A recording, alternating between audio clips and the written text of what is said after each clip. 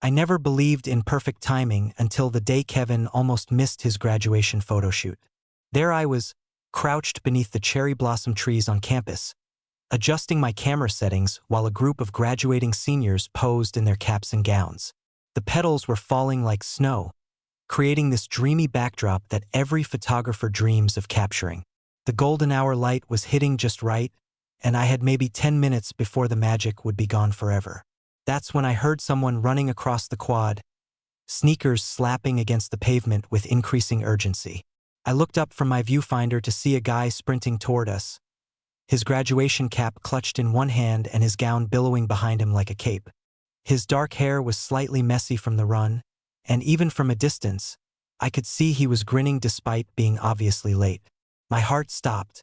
I knew that smile, that effortless way of moving, the way he seemed to light up whatever space he occupied. It was Kevin Martinez, and suddenly I was transported back exactly 1 year to another photo shoot, another set of cherry blossoms, another moment that had changed something fundamental in my chest. A year ago, I had been hired to photograph a different group of students for some university promotional materials. It was supposed to be a simple job, capture some candid moments of campus life, nothing too complicated. I was focused on getting the perfect shot of these two friends laughing together when someone walked into the background of my frame.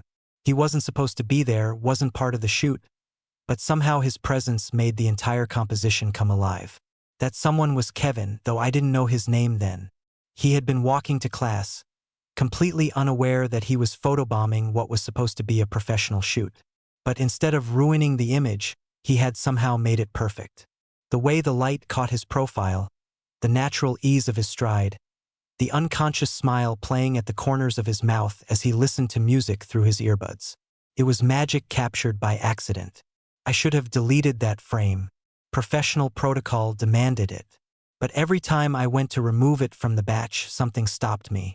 There was something about the way he looked in that unguarded moment, something that made me keep coming back to study his face on my computer screen late at night when I should have been editing other projects.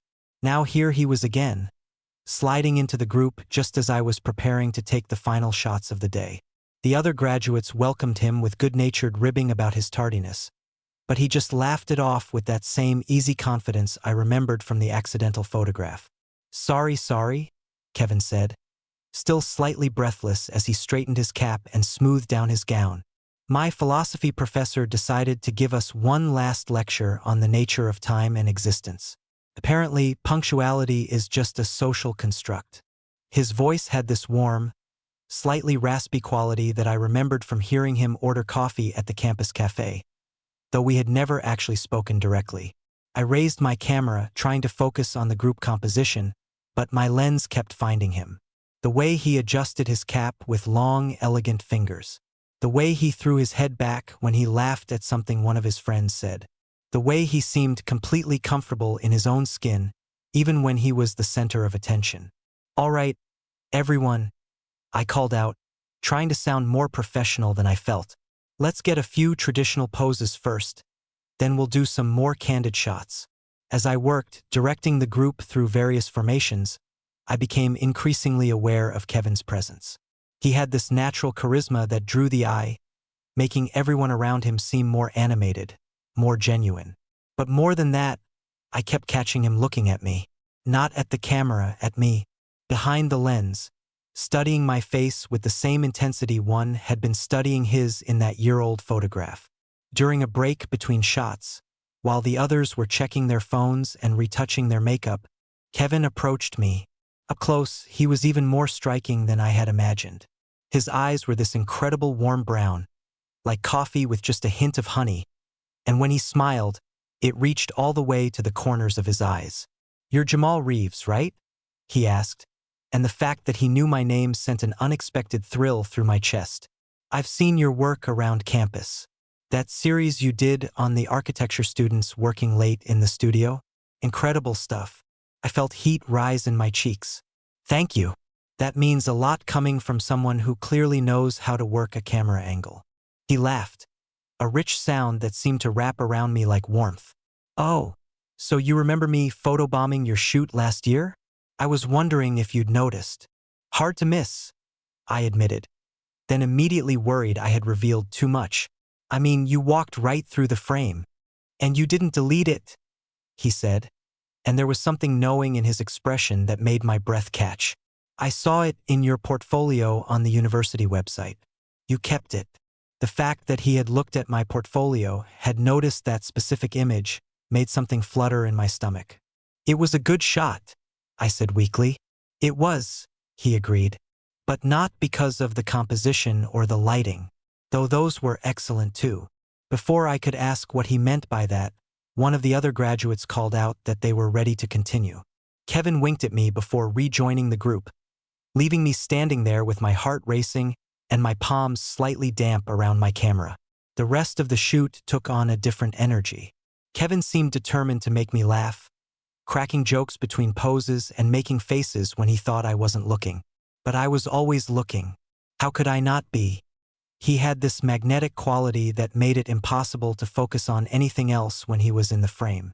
"Hey, photographer," he called out during one of the candid moments I was trying to capture. "Why don't you get in here? Document yourself documenting us." Very meta. "I'm not supposed to be in the photos," I protested. But he was already waving me over. "Come on, just hold the reflector or something. Make it look professional." Reluctantly, I handed my camera to one of the other students and grabbed a reflector from my equipment bag. Kevin immediately positioned himself next to me, close enough that I could smell his cologne. Something clean and woody that made me want to lean closer. "Perfect," called out the student with my camera. "Now pretend like you're adjusting the light." I held up the reflector, trying to focus on the technical aspects, but Kevin kept making quiet comments that only I could hear. "You know," he murmured, tilting his head as if I was giving him direction. "I was hoping I'd run into you again after last year." "You were." I managed to keep my voice steady, but inside I was reeling. "Definitely. That photo you took, the one where I accidentally wandered into your shot? I've never seen myself look so natural in a picture. Usually I'm too aware of the camera, too posed. But in that one, I looked like myself." The student with my camera was still snapping away, capturing this conversation I wasn't sure I was ready to have in front of an audience, even an audience that couldn't hear the actual words being exchanged. "Maybe it's because you didn't know you were being photographed," I suggested. "Maybe," Kevin said thoughtfully, "or maybe it's because you were the one behind the camera." That comment hung in the air between us as the impromptu photo session continued. The other graduates started pulling us into group shots, and somehow I found myself in more and more frames, always positioned next to Kevin, always hyper-aware of every point where our bodies were close to touching. In one shot, we were arranged in a tight group, and Kevin's hand ended up on my shoulder. In another, we were sitting on a bench beneath the cherry trees, and his knee was pressed against mine. Each casual touch sent electricity through my entire system, and I wondered if he could feel it too. When the official shoot finally wrapped up, I was packing my equipment while the graduates said their goodbyes and made plans for later celebrations. I was so focused on carefully storing my lenses that I didn't notice Kevin approach until he spoke. "So," he said, leaning against the tree I was using as a makeshift equipment table, "I have a confession to make." I looked up from my camera bag. "Oh, some of those photos we just took? I'm pretty sure I look like I'm in the middle of sneezing in at least half of them. Any chance we could do a reshoot?" I laughed despite myself. "I doubt they're that bad." No, seriously. My timing is terrible when it comes to formal photos. I always blink at the wrong moment or make some weird face right when the shutter clicks. He pulled out his phone and showed me his contact information. "What do you say? Private session. I'll make it worth your while." The way he said private session made my pulse quicken, though I tried to tell myself he was just talking about photography. "I suppose I could fit you into my schedule." "Excellent," he said, saving my number in his phone. "I'll text you." True to his word, Kevin texted me that same evening while I was back in my apartment, uploading and reviewing the day's photos. The message was simple. "Coffee tomorrow? We can discuss scheduling and creative direction." I stared at the text for a full minute before responding with an equally casual "sounds good." But when he showed up at our agreed meeting spot the next morning, He was carrying 2 coffee cups and wearing a smile that suggested this was about more than just rescheduling a photo session. "Vanilla latte, 1 shot of espresso, oat milk, no sugar," he said, handing me one of the cups. I stared at him in surprise. "How did you know my coffee order?" "I pay attention," he said simply. "I've seen you at the campus cafe enough times to notice your patterns." The fact that he had been watching me, noticing my habits, should have been concerning. Instead, it sent a warm flutter through my chest. That's either very thoughtful or mildly stalkerish. "Let's go with thoughtful," he said with a grin.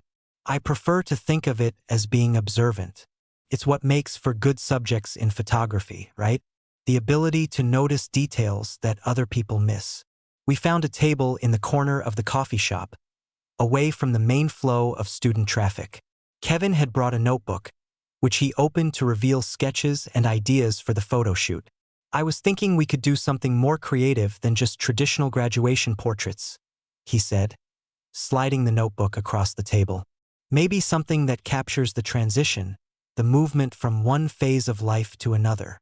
His sketches were surprisingly sophisticated, showing compositions that played with light and shadow, movement and stillness. It was clear he had put serious thought into this, that it wasn't just an excuse to spend time with me. Though I was beginning to hope it was at least partially an excuse to spend time with me. "These are really good," I said, studying his drawings. "You have an eye for composition. Have you done photography before?" "Just as a hobby," he admitted. "But I've always been fascinated by the way a single moment can tell an entire story. The way you can capture something invisible, like emotion or connection, and make it tangible. Is that what you want to capture in these photos? Connection?" He looked at me over the rim of his coffee cup, and there was something intense in his gaze that made my breath catch. Among other things, we spent the next hour planning the shoot, discussing locations and lighting and artistic vision. But underneath the professional conversation was another layer, a current of awareness and attraction that neither of us was quite ready to acknowledge directly. "What about the roof of the arts building?" Kevin suggested. "Great natural light, interesting architectural elements, and it's usually pretty empty in the late afternoon." "Perfect," I agreed. "When were you thinking?" "Today?" he asked hopefully. "I know it's short notice, but I'm free this afternoon, and the weather's supposed to be perfect." I pretended to check my schedule, though I knew perfectly well I had no other commitments. "I think I can make that work." "Excellent. Meet you there at 5. That afternoon, I arrived at the roof of the arts building with my equipment bag and a case of nervous energy I couldn't quite explain. This was just a photo shoot, I told myself. I did photo shoots all the time. There was no reason for my hands to be slightly shaky as I set up my camera. Kevin arrived right on time, carrying his graduation cap and gown in a garment bag. But he had also brought a small speaker and what looked like a change of clothes. "I hope you don't mind," he said, setting down his bags. "I brought some music and a few different outfit options. I thought we could start with the formal graduation shots and then move into something more personal." "Sounds perfect," I said, adjusting my camera settings for the golden hour light that was just beginning to paint the sky. We started with traditional poses. Kevin in his cap and gown, looking serious and scholarly against the backdrop of the city skyline. But even in these formal shots, his natural charisma shone through. He had this way of making even the most standard poses feel dynamic and alive. "These are great," I said, reviewing the shots on my camera's display. "You definitely don't look like you're sneezing." "See? I told you I needed a reshoot," he said with a laugh. "Now, do you mind if I change into something more comfortable?" He disappeared behind one of the rooftop's architectural features and emerged a few minutes later in dark jeans and a soft gray sweater that hugged his frame in all the right ways. The formal graduate was gone, replaced by someone more relaxed, more himself. "Much better," he said, stretching his arms above his head. "Those gowns are not designed for mobility." I raised my camera, but before I could take a shot, Kevin had walked over to his speaker and pressed play. Music filled the air, something with a slow, hypnotic beat that seemed to match the rhythm of the setting sun. I hope you don't mind, he said.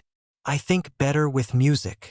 Not at all, I said, though I was surprised when he began to move to the rhythm, his body finding the beat with natural grace. Dance background, I asked, capturing his movement through my lens. Just something I picked up, he said. But the way he moved suggested much more training than he was admitting to. I find it helps me get out of my head, you know? Stop overthinking every gesture and just be. I kept shooting as he danced, fascinated by the way he seemed to lose himself in the movement. This was the same natural, unguarded quality I had captured in that accidental photo a year ago, but now it was intentional, performed for my camera and for me. The golden hour light was perfect, catching the movement of his hair, the curve of his smile, the elegant lines of his body as he moved through space. These were the kind of shots that every photographer dreams of capturing, the kind that make careers and win awards. But more than that, they were beautiful because of who was in them. Because of the way Kevin moved like he was dancing just for me, the way he looked at my camera like he was looking into my soul. Your turn, he said suddenly, stopping mid-movement. My turn what? To dance. To be in the frame instead of behind it. I don't dance, I protested. But he was already walking toward me. Everyone dances, he said. They just need the right music and the right partner. Before I could protest further, he had taken my camera and set it aside, then pulled me into the space where he had been moving. His hands found mine, and suddenly we were dancing together on the roof as the sun set over the city. I felt awkward at first, too aware of my movements, too conscious of his hands on mine and the way his body moved so close to mine. But gradually, the music and his easy confidence began to work their magic. I found myself relaxing, letting him lead, letting myself be present in the moment instead of analyzing it from behind a lens. See, he said softly, his breath warm against my ear. You're a natural. We moved together in the fading light, and I forgot about being the photographer, forgot about maintaining professional distance, forgot about everything except the feeling of his body against mine and the way he was looking at me like I was the only person in the world. The song changed to something slower, more intimate, and our movements adjusted accordingly. We were barely dancing now, just swaying together, his arms around my waist, mine around his shoulders. Jamal, he said quietly, and the way he said my name made my heart race. Yeah, I'm going to kiss you now if that's okay. I should have said something about professional boundaries, about keeping things casual, about the complications that could arise from mixing business with personal feelings. Instead, I just nodded. When his lips met mine, it was soft and tentative at first, a question being asked. But when I kissed him back, it deepened into something more certain, more hungry. His hands tightened on my waist, pulling me closer, and I forgot entirely that we were on a roof in the middle of the city where anyone could see us. We broke apart only when we heard the distant sound of my camera's timer going off. At some point during our dance, I must have accidentally activated the self-timer function. Did we just get photobombed by your camera? Kevin asked, laughing against my lips. I think we did, I said, suddenly remembering that I was supposed to be the professional here. Good, he said, kissing me again briefly. I want evidence that this happened. Later that evening, back in my apartment, I uploaded the photos from the shoot. The formal graduation portraits were excellent, exactly what Kevin had hired me to create. But it was the candid shots that took my breath away. The ones of him dancing, lost in the music and the movement. The ones where he was looking directly at the camera with an expression of such open affection that it made my chest tight. And then there were the photos from the timer, the ones that had captured us dancing together, holding each other, kissing against the backdrop of the sunset. I stared at those images for a long time, studying the way we looked together, the obvious connection between us that the camera had documented without either of us realizing it was happening. My phone buzzed with a text from Kevin. How did they turn out? See for yourself, I replied, attaching a few of the best shots. His response was immediate. Holy shit, Jamal. These are incredible. But can I ask for one more favor? What's that? Can you send me the ones of us together? The timer shots. I hesitated. Those felt too personal, too intimate to share, even with the person who was in them with me. But then I realized how ridiculous that was. They were his moments too, his memories captured alongside mine. Of course, I typed, attaching the files. His next message didn't come for several minutes. And when it did, it was just, "Can I see you tomorrow?" I stared at the message, knowing that saying yes would change everything between us. That we were moving from professional photographer and client to something else entirely. Something that didn't have clear boundaries or defined expectations. "Yes," I typed anyway. The next morning, Kevin picked me up in his beat-up Honda Civic, the back seat filled with photography equipment that belonged to him, not borrowed from the university like I had assumed. "I thought we could go somewhere different today," he said as I climbed into the passenger seat. "Somewhere more personal." "Where's that?" "My apartment. I want to show you something." Kevin's apartment was a revelation. It was small, just a one-bedroom in an older building near campus, but he had transformed it into something magical. The walls were covered with photographs, his own work alongside prints by famous photographers whose names I recognized. Plants filled every available surface, creating a jungle-like atmosphere that made the space feel alive and breathing. The light was incredible, filtering through large windows and bouncing off white walls to create this soft, natural illumination that any photographer would kill for. The air smelled like coffee and lemons and something green and growing. "This is amazing," I said, turning slowly to take it all in. "How long have you lived here?" 3 years, he said, moving around the space with the easy familiarity of someone who was completely at home. "I know it's not much, but it's mine." "It's perfect," I said honestly. "The light alone is worth whatever you're paying in rent." "I was hoping you'd say that," he said with a smile, "because I was wondering if you'd photograph me here, in my actual space, where I'm most myself." We spent the afternoon moving through his apartment, capturing him in different rooms, different lights. Kevin cooking in his tiny kitchen, the afternoon sun streaming across his face as he stirred something that smelled incredible. Kevin reading in his favorite chair, surrounded by stacks of books and trailing plants. Kevin watering his extensive collection of houseplants, explaining the care requirements for each species with the passion of someone who genuinely loved growing things. But it was when we moved into his bedroom that something shifted. The light there was softer, more intimate. His unmade bed was covered with a quilt that looked handmade, and the walls were decorated with more personal photographs, images of family and friends and places that clearly meant something to him. "This one," I said, focusing on a particular shot of him sitting on his bed, looking directly at the camera with an expression that was completely unguarded. "This is special." "What makes it special?" he asked, moving to look over my shoulder at the camera's display. "You look like you're in love," I said without thinking, then immediately regretted the words. But instead of making things awkward, Kevin just smiled. "Maybe I am." The way he said it, looking at me instead of the camera, made my heart skip. "With who?" "I think you know." Before I could respond, we heard the sound of a key in the front door lock. Kevin's expression changed immediately, and he called out, "Zane? That you?" A voice called back from the living room. "Yeah, just grabbing my dance bag. I left it here after practice yesterday." "Zane's my neighbor," Kevin explained quickly. "He has a key for emergencies." A moment later, a tall, lean guy with dancer's grace and an easy smile appeared in the bedroom doorway. He looked between Kevin and me with obvious curiosity and barely concealed amusement. "Oh," Zane said, his grin widening. "This must be the famous Jamal. I've heard so much about you." "You have?" I asked, looking between the two of them. "Only constantly for the past year," Zane said, ignoring Kevin's warning look. "Ever since he saw that photo you took of him. He's been talking about the mysterious photographer who captured his soul or whatever romantic nonsense he was spouting." I felt heat rise in my cheeks, and suddenly the intimate atmosphere of the bedroom felt too close, too intense. "I should probably go," I said, starting to pack up my camera equipment. "You don't have to," Kevin said quickly.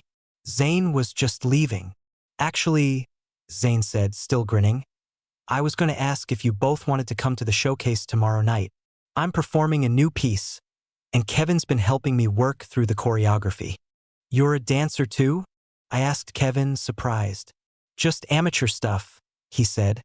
But Zane snorted. Amateur my ass. This guy's been dancing since he could walk.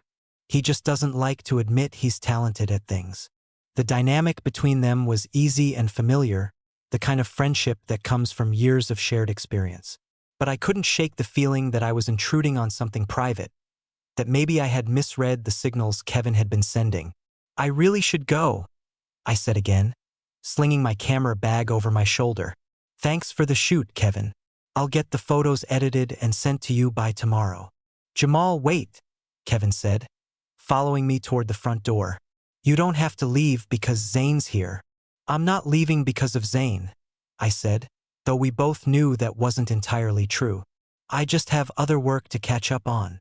Will I see you at graduation tomorrow? The graduation ceremony. I had been hired to document the entire event, which meant I would be there whether I wanted to see Kevin or not. I'll be working, I said. But yeah, I'll be there. The drive home was tense, my mind racing with questions and doubts. What was I doing? Getting involved with someone I barely knew, someone who clearly had close relationships with other people that I didn't understand. Maybe I was reading too much into what had happened between us. Maybe it was just physical attraction, nothing more.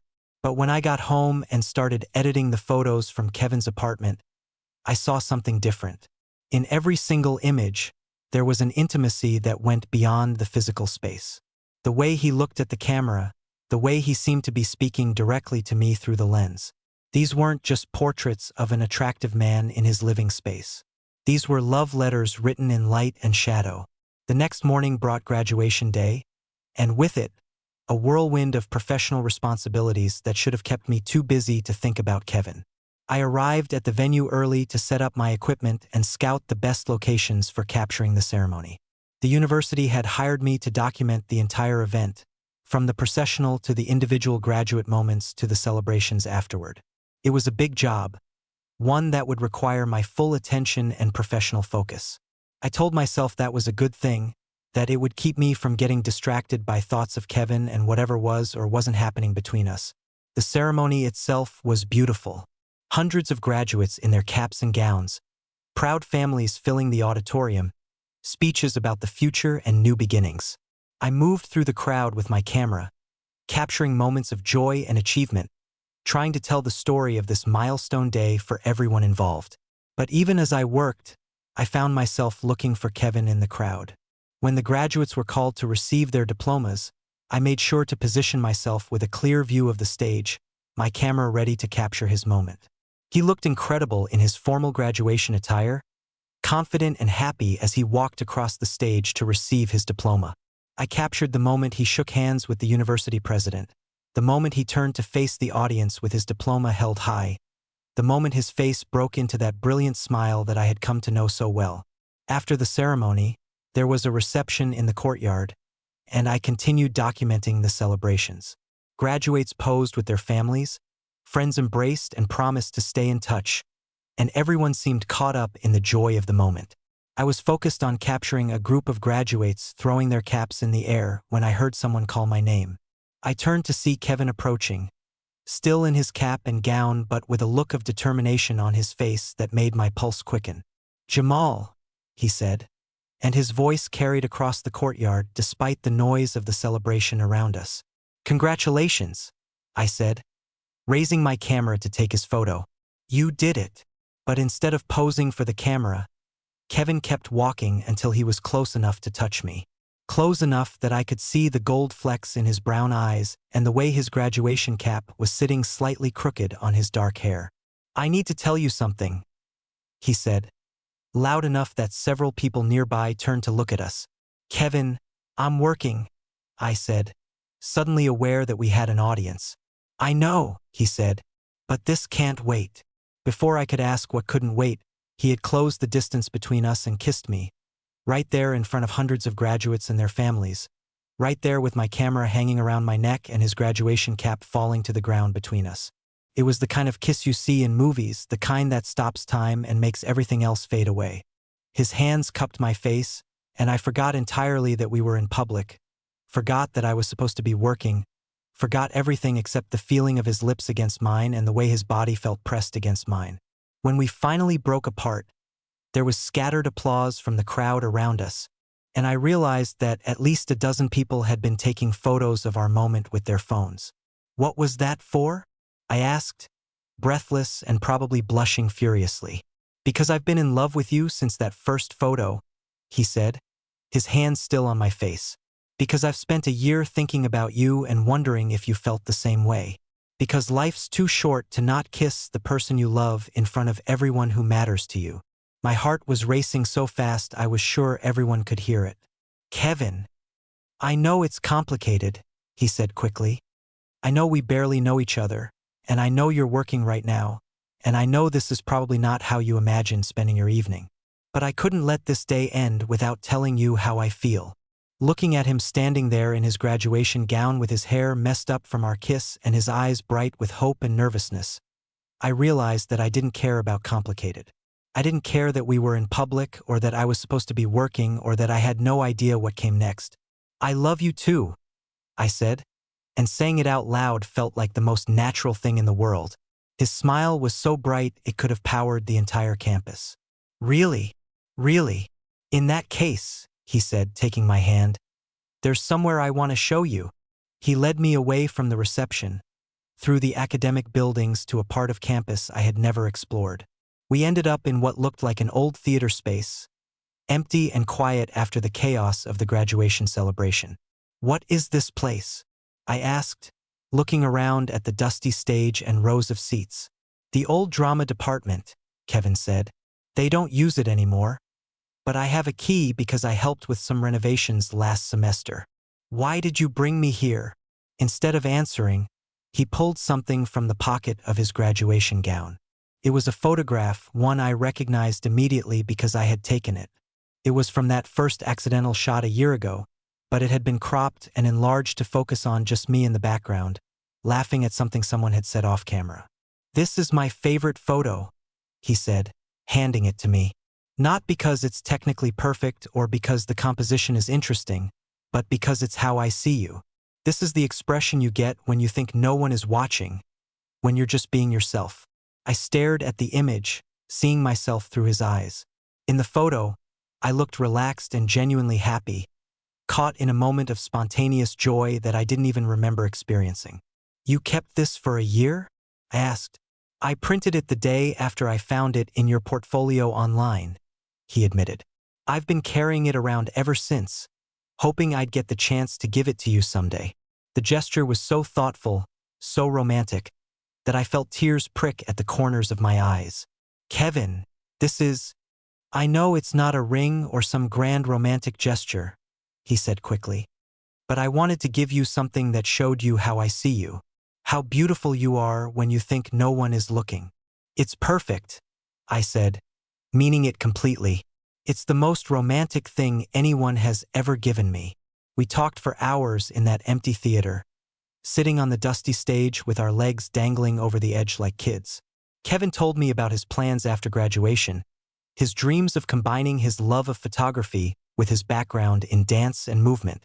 I told him about my hopes for my career, my fears about never being good enough, my tendency to hide behind my camera instead of living my life. "You know what I love about you?" he said as the evening light filtered through the theater's high windows. "You see beauty in everything, but you have trouble seeing it in yourself." "That's not true," I protested weakly. "It is true. You capture these incredible moments, these perfect expressions of human emotion, but when I try to photograph you, you get all self-conscious and awkward. Because I'm not used to being on the other side of the camera." "No," he said, shifting closer to me on the stage. "Because you don't think you're worth capturing." The observation hit closer to home than I wanted to admit. "Maybe." "Well, I think you are," he said simply. "I think you're the most beautiful person I've ever seen, and not just because of how you look, because of how you see the world, how you make other people feel seen and valued and important."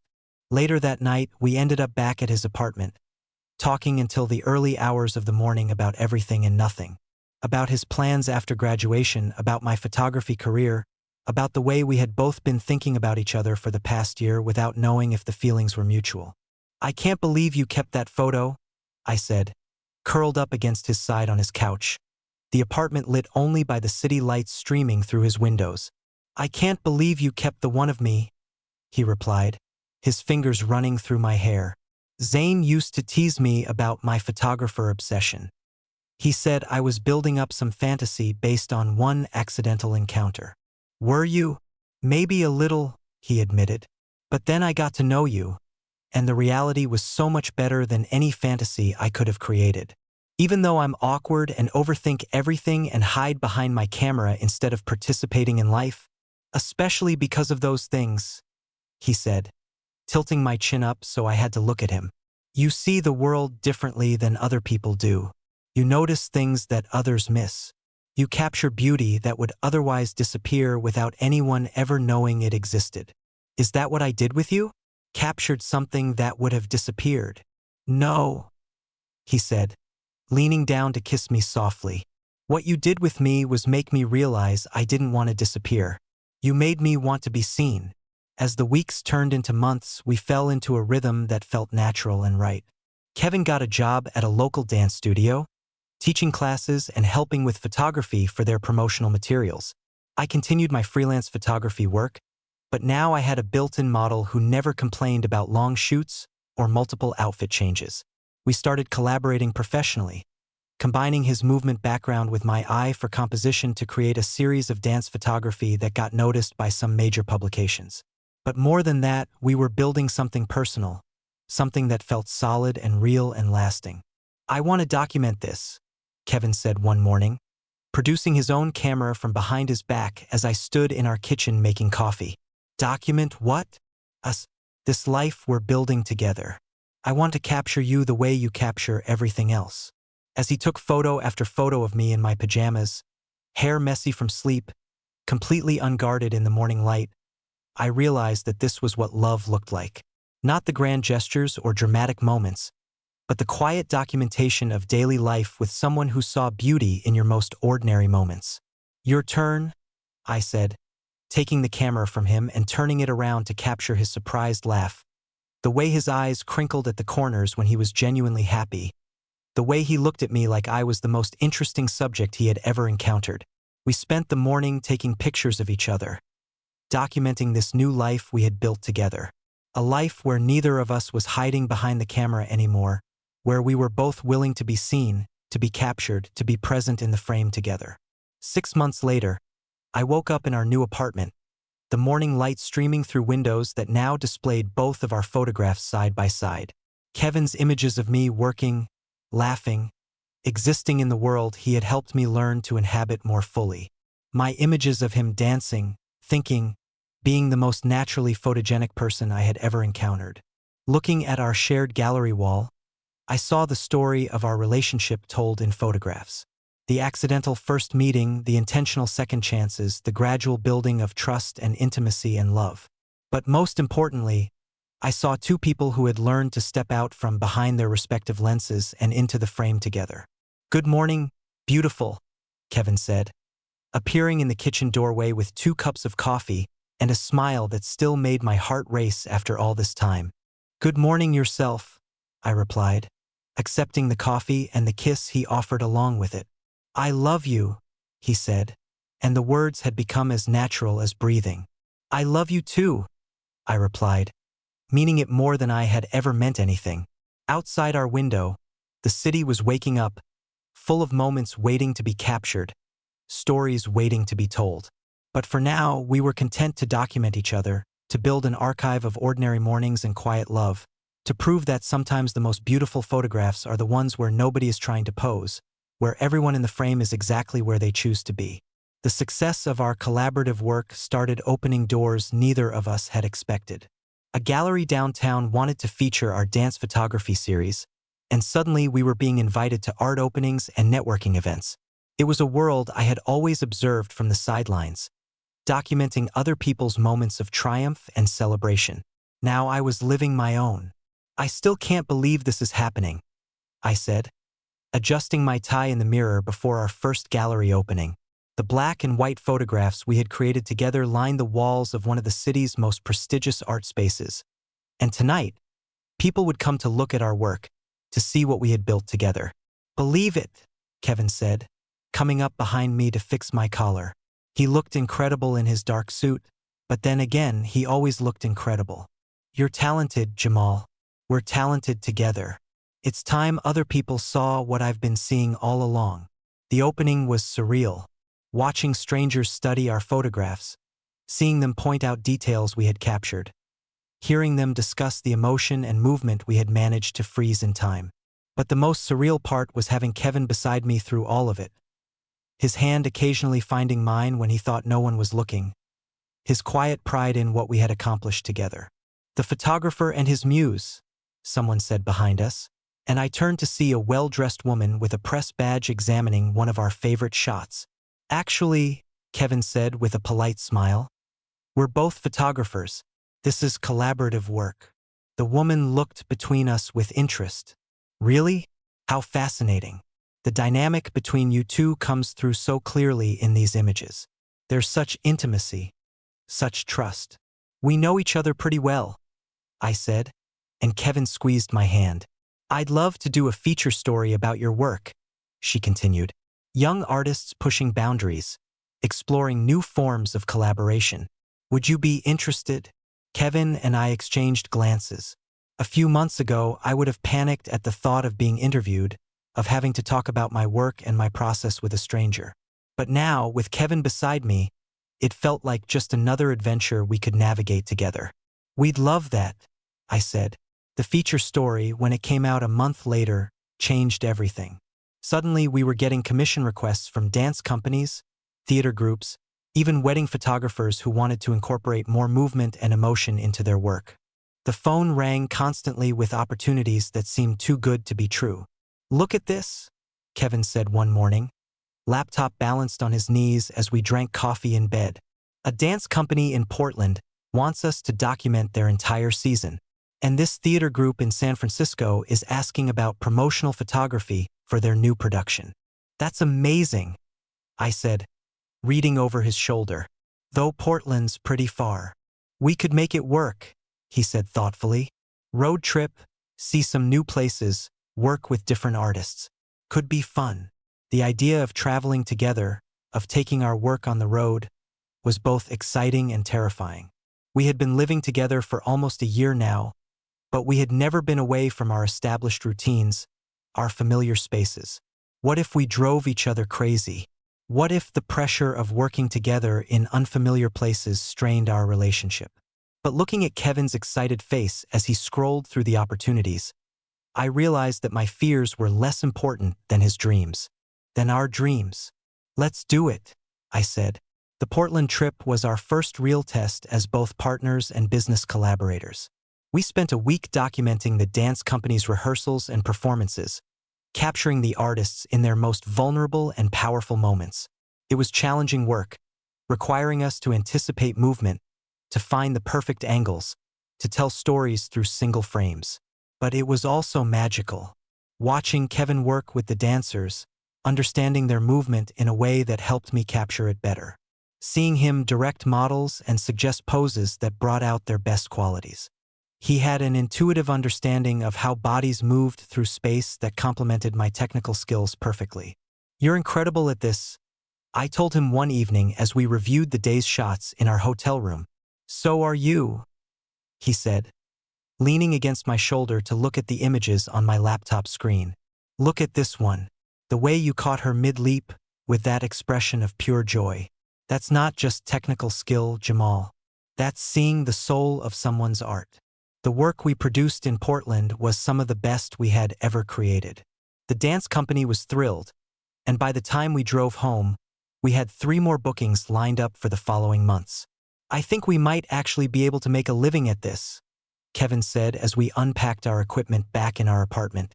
"I think you might be right," I agreed, though part of me was still waiting for the other shoe to drop, for someone to tell us we weren't good enough, that we had been fooling ourselves about our talent. But the work kept coming.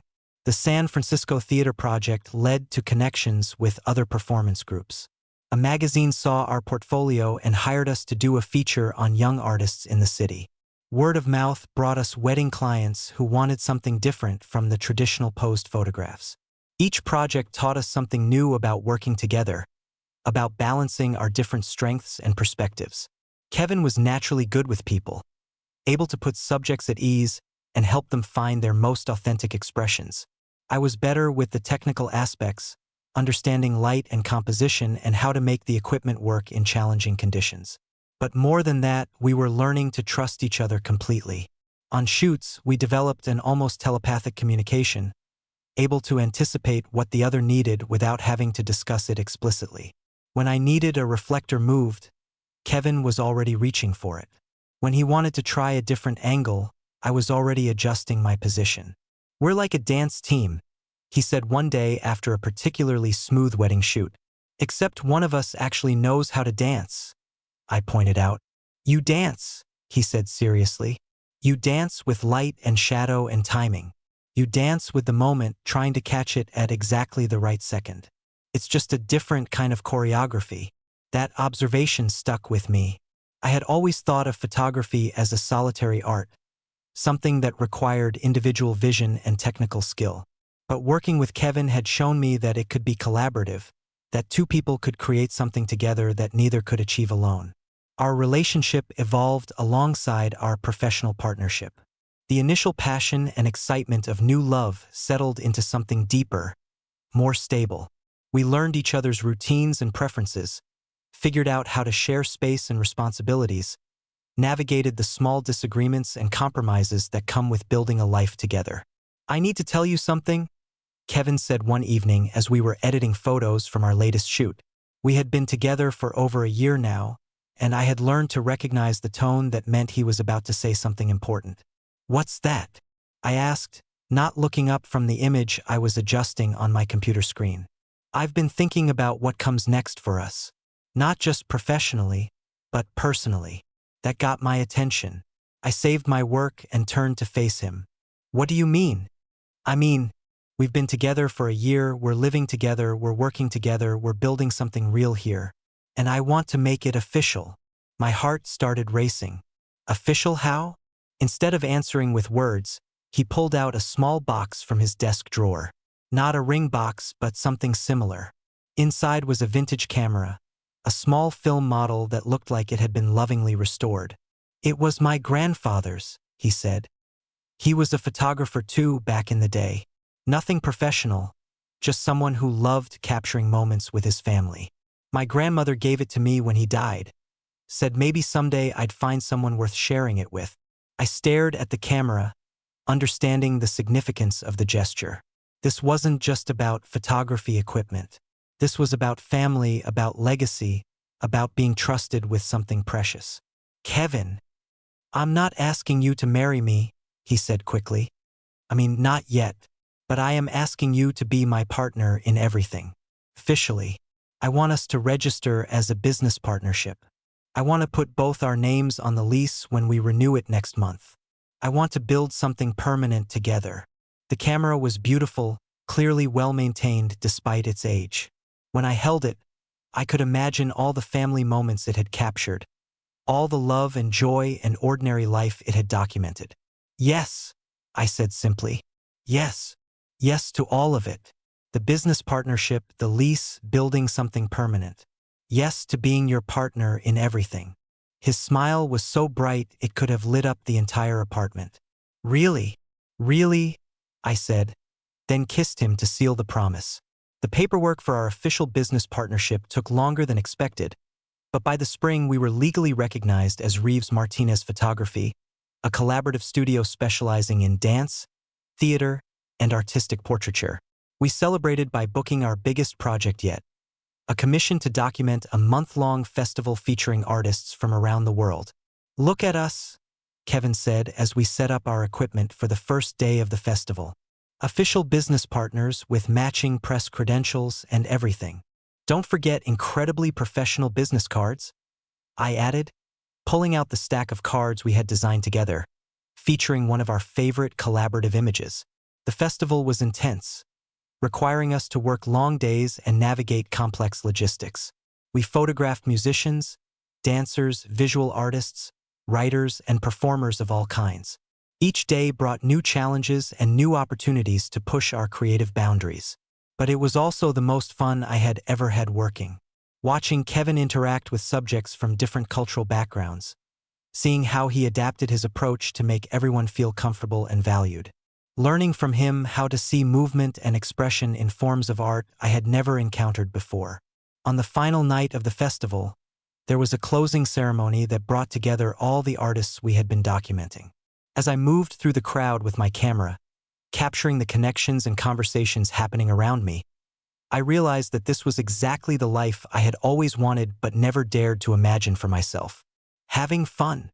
Kevin asked, appearing beside me with his own camera in hand. "The best," I said honestly. "I can't believe this is our job now." "I can," he said, then surprised me by turning his camera toward me and snapping a photo. "You look like you belong here, Jamal. Like you were always meant to be documenting these moments, telling these stories." Later that night, back in our hotel room, we spread all the memory cards from the festival across the bed and began the process of sorting through thousands of images. It was overwhelming at first, the sheer volume of work we had produced, but as we began to see patterns and themes emerging, we realized we had captured something special. "This could be a book," Kevin said, studying a sequence of images that showed the same dancer at different points throughout the festival. "Look at how she changes, how she becomes more confident, more herself as the days go on." "You think so?" "I know so. We've documented transformation, Jamal. Not just individual moments, but the process of artists discovering new things about themselves and their work." The book idea consumed us for the next several months. We spent countless hours selecting images, arranging them in sequences that told coherent stories, writing captions and essays that provided context for what we had captured. It was the most challenging creative project either of us had ever undertaken, but also the most rewarding. "Coffee?" Kevin asked one morning as we worked at our kitchen table, which had been transformed into a makeshift editorial workspace. "Please," I said, not looking up from the proof sheets I was reviewing. He set a mug beside me and leaned down to kiss the top of my head. "How's it looking?" "Good, I think. Really good. This sequence you suggested for the opening chapter works perfectly." "Of course it does. We make a good team." He was right. Somewhere along the way, we had stopped being two individual artists who happened to be in love and had become something new. A creative partnership that was stronger than the sum of its parts. A collaboration that pushed both of us to be better than we could be alone. The book, when it was finally published, exceeded all our expectations. Arts publications reviewed it favorably, galleries wanted to exhibit the photographs, and suddenly we were being invited to speak at conferences and workshops about collaborative artistic practice. "I still can't believe people want to hear what we have to say about art," I said as we prepared for our first speaking engagement at a photography conference. "Why not?" Kevin asked, adjusting his tie in the mirror. "We've figured out something that not many people have. How to create together without losing your individual voice. How to make your personal relationship strengthen your professional work instead of complicating it." When you put it like that, I guess we have learned a few things. The speaking engagement went better than expected. The audience was engaged, asking thoughtful questions about our process and our relationship. Afterward, several young photographers approached us to talk about their own struggles with collaboration and creative partnerships. "You two give me hope," one young man said. "I've been trying to figure out how to work with my boyfriend on photography projects, but we keep getting in each other's way." "It takes practice," Kevin told him, "and a lot of honest communication about what you each bring to the work. Also learning to check your ego at the door," I added. "Sometimes the best idea isn't your idea, and that has to be okay." Driving home after the conference, I reflected on how much our lives had changed in just 2 years. From that first accidental photograph to this moment, traveling home from a professional speaking engagement, discussing projects and opportunities that still felt surreal. "What are you thinking about?" Kevin asked, glancing over at me from the driver's seat. "Just how different everything is now. 2 years ago, I was hiding behind my camera, too scared to even talk to you. Now we're giving advice to other photographers about collaboration and partnership. You were never as scared as you thought you were, he said. You kept that first photo of me, remember? Some part of you was always brave enough to hope for this. Maybe, but I definitely needed you to show me how to be brave in other ways. And I needed you to show me how to see myself clearly, how to be worth capturing, worth documenting, worth keeping. We fell into comfortable silence as the city lights blurred past our windows. In the distance, I could see the skyline of our neighborhood, the buildings where we lived and worked and built our life together.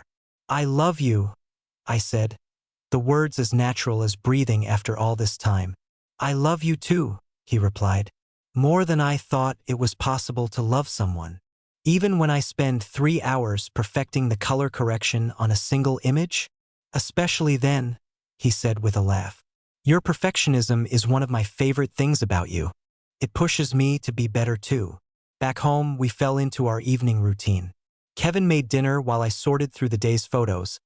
Then we ate together while discussing upcoming projects and opportunities. It was domestic and ordinary and exactly what I had never dared to dream of having. There's something I want to show you, Kevin said after we had finished cleaning up. He led me to our makeshift office space and pulled out a portfolio I had never seen before. Inside were photographs of me, dozens of them, taken over the course of our relationship. Me working, me laughing, me sleeping, me caught in unguarded moments when I didn't know he was watching. When did you take all these? I asked, studying an image of myself editing photos, completely absorbed in my work. Over the past year, he said. I wanted to document you the way you document everything else. Show you how you look when you're being yourself, when you're not worried about being behind the camera. The photographs were beautiful, but more than that, they showed someone who looked comfortable in his own skin, confident and creative and engaged with the world around him. They showed someone I barely recognized as myself. This is how you see me, I asked. This is how you are, he corrected. This is who you've always been. You just needed someone to show you. Looking through the portfolio, I saw the story of my own transformation. From the early photos where I looked awkward and self-conscious to the later ones where I appeared relaxed and natural. It was like watching myself learn to exist in front of the camera instead of just behind it. Thank you, I said, meaning it more than he could possibly know. For what? For seeing me, for showing me how to see myself, for making me brave enough to step into the frame. Thank you for letting me, he said, then kissed me with the same tenderness he had shown that first day on the rooftop when everything changed between us. 3 years after that first graduation photo shoot, we were preparing for our own milestone. The gallery that had featured our first collaborative series wanted to host a retrospective of our work, celebrating 3 years of partnership, both personal and professional. I can't believe it's been 3 years, I said, looking at the timeline we had created to organize the retrospective. Photos from our first shoots, images from our travels, documentation of the various projects and clients we had worked with. 3 years since I almost missed my graduation photos, Kevin said with a grin. 3 years since you convinced me to step out from behind the camera. Best decision either of us ever made. The retrospective opening was everything we had hoped for and more. Friends, family, clients, and colleagues filled the gallery space, looking at the visual story of our relationship and creative partnership. My parents had driven in from out of state, still slightly bewildered by their son's career but proud nonetheless. These are beautiful, honey, my mother said, studying a series of dance photographs we had taken the previous summer. You two really have something special. We do, I agreed, watching Kevin across the room as he talked with a journalist about our upcoming projects. Are you happy? She asked, the question only a mother would think to ask at an art opening. Incredibly happy, I said honestly, happier than I ever thought I could be. As the evening wound down and the last guests filtered out of the gallery, Kevin and I found ourselves alone among our photographs. 3 years of work, 3 years of growth, 3 years of building something together that neither of us could have created alone. What do you think comes next? I asked, leaning against his shoulder as we looked at the timeline of our relationship displayed on the gallery wall. More of this, he said simply. More work, more travel, more projects that challenge us and help us grow. More life together, whatever that looks like. Whatever that looks like, I agreed. Although, he said, reaching into his jacket pocket, there is one thing I'd like to add to our story. This time it was a ring box. A simple, elegant band that caught the gallery lights and threw small rainbows across the white walls. Jamal Reeves, he said, getting down on one knee right there among our photographs. Will you marry me? Looking down at him, at this man who had taught me how to be brave, how to be seen, how to step into the frame and claim my place in the world, I realized that this moment was being documented too. Not by our cameras this time, but by memory, by the way the light fell across his face, by the way my heart expanded to hold this new chapter of our story.